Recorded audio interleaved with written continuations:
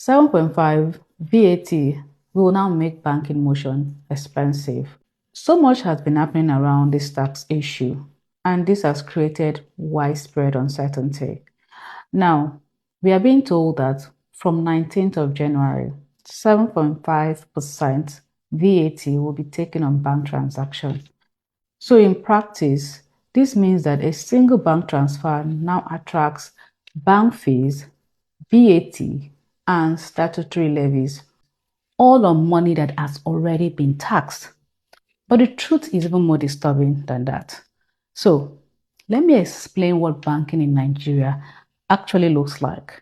Now we're going to create a scenario. You have a bank account with a balance of 100,000. You want to transfer 50,000 to someone or to yourself. And just before you're about to do that, 4 invisible hands get into your pocket. The first is NIP. This is what bank charge for using their national payment rail. So this goes to the bank. CBN allows bank to do this. 10 naira for small transfers, 25 naira for medium transfers, and 50 naira for 50,000 and above. So your bank now takes 50 naira from you. So the next is V.A.T, 7.5%. Nigeria taxes the fee, not your own money. So this is what happens for this V.A.T, and this is where the controversy is. 7.5 of 50 naira is going to be taken from your money. Now, this is another controversy, but let's proceed. So this 7.5% VAT is now calculated from the bank charge of 50 naira, which is 3 naira 75 kobo. And this 3 naira 75 kobo is now deducted from you. And so the government tried to create a scenario where they make you believe that the V.A.T is being charged to the bank, not you. No. The V.A.T is being charged based on the bank percentage, but deducted from your account. So 50 naira now becomes 53 naira 75 kobo. The next one now is stamp duty. So if your transfer is 10,000 or more, the government takes 50 naira flat, no percentage. So this is a federal tax, not bank. So from that your 50,000 naira transfer, you now have bank transfer fee of 50 naira, V.A.T on the fee, 3 naira 75 kobo, stamp duty, 50 naira. So for the 50,000 naira transfer, you have 103 naira 75 kobo. So you've just paid 103 naira 75 kobo just to press the button transfer. And the second one is the ATM.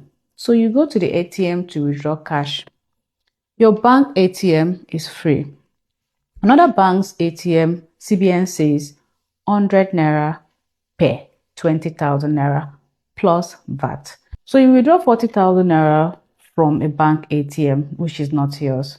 So the charges you get is ATM fee 200 naira, 7.5% VAT on 200 naira is 15 naira. So for 40,000 naira withdrawal, you are charged 215 naira. So the third thing is every quarter your debit card quietly bleeds. CBN allows 50 naira card maintenance fee plus V.A.T. So 53 naira 75 kobo is taken from your account every quarter. So every charge you see is taxed again. Now they say not on your money, but the fees on your money. Now tell me, whose money is the fees on? And that becomes your money. So they don't tax your wealth, they don't tax your profit, they tax your movements.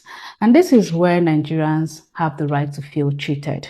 So even though the system pretends this is legal, but let's unpack it slowly. This is double taxation.